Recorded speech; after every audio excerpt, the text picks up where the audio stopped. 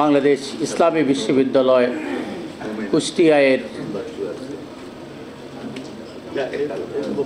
প্রাক্তন জাতীয়তাবাদী স্টুডেন্টদের অ্যালামনি অ্যাসোসিয়েশনের উদ্যোগে আয়োজিত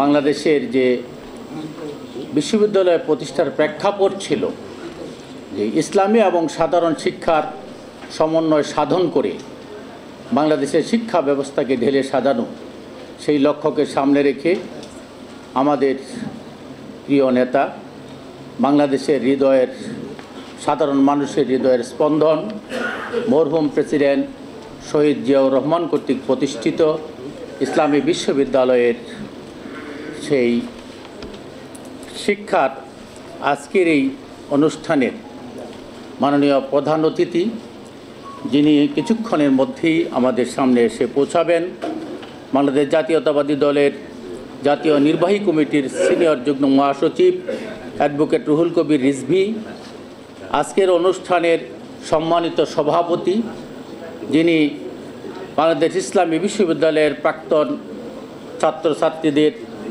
নেতৃত্ব দিয়ে আসছেন, এস.এম. মিজানুর রহমান, মঞ্চে উপবিষ্ট আমার প্রিয় বিশেষ অতিথিবৃন্দ এবং সামনে উপবিষ্ট ইসলামী বিশ্ববিদ্যালয়ের জাতীয়তাবাদী চেতনায় বিশ্বাসী সকল প্রাক্তন ছাত্রছাত্রী ভাই ও বোনেরা এবং বিভিন্ন ইলেকট্রনিক্স মিডিয়ার সম্মানিত সাংবাদিক এবং রিপোর্টারবৃন্দ, সম্মানিত সুধীমণ্ডলী, আসসালামু আলাইকুম ওয়া রাহমাতুল্লাহি ওয়া বারাকাতুহু। আজকের এই সম্মেলনের প্রতিপাদ্য বিষয় হচ্ছে শহীদ প্রেসিডেন্ট জিয়াউর রহমানের প্রতিষ্ঠিত ইসলামী বিশ্ববিদ্যালয়ে ইসলামী ও সাধারণ শিক্ষার সমন্বয় করে শিক্ষা বিস্তারে এবং জাতি গঠনে কী অবদান রাখছে তার বিশ্লেষণ করা বা আলোকপাত করা। অত্যন্ত গুরুত্বপূর্ণ তিনটি ইস্যু আমাদের সামনে আজকের এই উপস্থাপনায় সংক্ষিপ্ত পরিসরে, অবশ্যই আপনাদের ধৈর্যচ্যুতি না ঘটিয়ে আমি সেই তিনটি ইস্যুকে আলোকপাত করতে চাই। প্রথমেই যার কথা মনে পড়ছে তিনি হচ্ছেন আমাদের সকলের হৃদয়ের স্পন্দন, প্রিয় নেতা শহীদ প্রেসিডেন্ট জিয়াউর রহমান। শহীদ প্রেসিডেন্ট জিয়াউর রহমান 19 জানুয়ারি 1936 সালে বগুড়া জেলার অন্তর্গত গাবতলী উপজেলার বাগবাড়ি গ্রামে জন্মগ্রহণ করেন। বগুড়া জেলা স্কুল থেকে প্রাথমিক শিক্ষা গ্রহণ করে 1952 সালে করাচিতে অনুষ্ঠিত একাডেমি স্কুল থেকে কৃতিত্বের সাথে এসএসসি উত্তীর্ণ হন এবং 1953 সালে ডিজে সরকারি বিজ্ঞান কলেজ করাচিতে এবং একই বছর কাকুলে পাক মিলিটারি একাডেমিতে ক্যাডেট হিসাবে যোগদান করেন। মহান স্বাধীনতার ঘোষক শহীদ জিয়া যুদ্ধক্ষেত্রে অকুতোভয় বীর সৈনিক হিসাবে শুধু বাংলাদেশে বীরোত্তম খেতাব প্রাপ্ত হয়নি, শহীদ জিয়া পাকিস্তান মিলিটারিতে যোগদান করে 1965 সালের পাক ভারত যুদ্ধে কাশ্মীরের যুদ্ধক্ষেত্রে পাকিস্তানি আর্মিদের কমান্ডার হিসেবে বীরত্বের পরিচয় দিয়ে তিনি পাকিস্তান সরকার কর্তৃক বীর খেতাব প্রাপ্ত হন। অথচ মাত্র 5 বছর পরেই সেই পাকিস্তানিদের বিরুদ্ধে জাতীয়তাবাদী চেতনায় বাংলাদেশের স্বাধীনতা যুদ্ধে তিনিই প্রথম চট্টগ্রামে বিদ্রোহ ঘোষণা করে কালুরঘাট বেতার কেন্দ্র থেকে বিপদগ্রস্ত এবং দিশেহারা বাঙালি জাতির কাণ্ডারি হিসেবে কালোজয়ী স্বাধীনতার ঘোষণা দিয়ে বর্বর হানাদার বাহিনীর বিরুদ্ধে যুদ্ধে ঝাঁপিয়ে পড়েন। মহান এই নেতা 1977 সালে বাংলাদেশের শাসনভার গ্রহণ করে অল্প দিনের মধ্যে আপামর জনসাধারণের নিকট হয়ে ওঠেন পথের দিশারি এবং প্রিয় নেতা। অসাধারণ সাহসী নেতৃত্ব এবং সততার কারণে তার মন্ত্রিসভার 26 জন সদস্যের কেউই কোনো দুর্নীতি করার সাহস পাননি। বহুদলীয় গণতন্ত্রের প্রবর্তক শহীদ জিয়া বিশ্ব নেতৃত্ব বিশেষ করে ইসলামী বিশ্বকে ঐক্যবদ্ধ করে বাংলাদেশকে বিশ্বের দরবারে তুলে ধরেন। তিনি প্রথম ওআইসিতে বাংলাদেশকে অন্তর্ভুক্ত করেন। মধ্যপ্রাচ্য থেকে বিপুল অর্থ সাহায্য এনে বাংলাদেশে মসজিদ, মাদ্রাসা ও শিক্ষা বিস্তারে অবদান রাখেন। আপনারা জানেন যে শেখ মুজিবুর রহমান 1973 সালে ওআইসিতে সম্মেলনে যোগদান করেছিলেন বটে, কিন্তু তখনও পর্যন্ত বাংলাদেশ ওআইসির সদস্যভুক্ত হতে পারেনি। ৭৫-এর পটভূমির পরিবর্তনের পর সৌদি আরবের স্বীকৃতি দেওয়ার পরে জিয়াউর রহমানের নেতৃত্বে ওআইসির সদস্যভুক্ত হয়েছিল বাংলাদেশ। শহীদ জিয়া পাকিস্তান মিলিটারিতে যোগদান করে কমান্ডার হিসাবে বীরত্বের পরিচয় দেন। তিনি বাংলাদেশের মুক্তিবাহিনীতে সেক্টর কমান্ডার হিসাবে যুদ্ধ করে বীরত্ব উপাধি পান এবং বাংলাদেশ আর্মিতে লেফটেন্যান্ট জেনারেল হিসেবে ১৯৭৮ সাল পর্যন্ত দায়িত্ব পালন করেন। ইসলামী বিশ্ববিদ্যালয় প্রতিষ্ঠার পটভূমি আমাদের আজকের আলোচ্য বিষয়।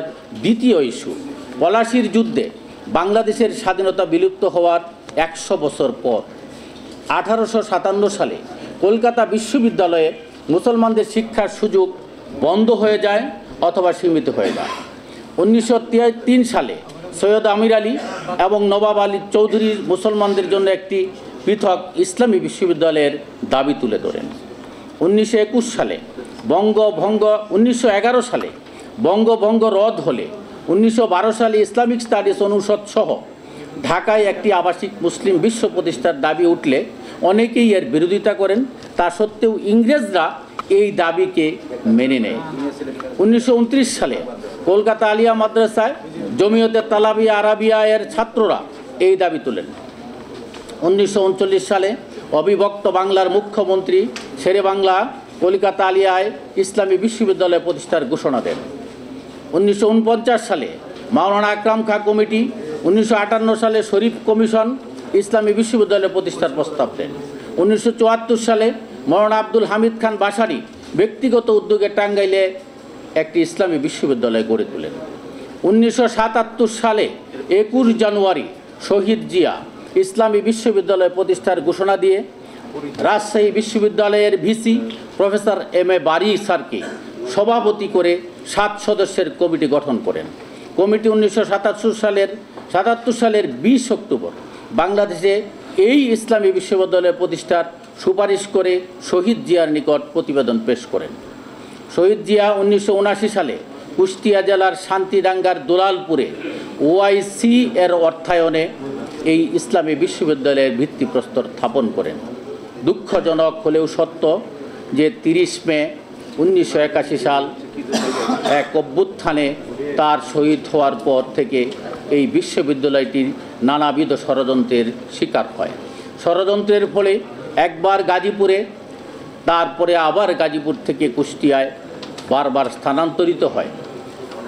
ফলে ওআইসি তাদের অর্থসহ সকল প্রকার সাহায্য, সকল প্রকার সহযোগিতা বন্ধ করে দিয়ে বাংলাদেশ থেকে এই বিশ্ববিদ্যালয়কে কুয়ালালামপুরে, মালয়েশিয়ার কুয়ালালামপুরে নিয়ে যায়। আপনারা জানেন যে আমরা যারা ফার্স্ট এবং সেকেন্ড ব্যাচের স্টুডেন্ট ছিলাম, আমরা 100% স্টুডেন্ট, সকল স্টুডেন্ট বৃত্তি প্রথম বছর সম্ভবত আমার যদ্দূর মনে পড়ে আমরা ওআইসির প্রাপ্ত স্কলারশিপ কিন্তু আমরা পেয়েছিলাম ফার্স্ট এবং সেকেন্ড ব্যাচ। কিন্তু আনফর্চুনেটলি আমাদের সেই সুযোগ বন্ধ হয়ে যায় কেবলমাত্র শহীদ জিয়ার শহীদ হওয়ার কারণেই। ১৯৭৭ সালের পরে আমরা বঞ্চিত হই স্কলারশিপ থেকে এবং বাংলাদেশ বঞ্চিত হয় এমন একটি ইসলামী এবং সাধারণ শিক্ষা সমন্বিত ইসলামী বিশ্ববিদ্যালয় থেকে।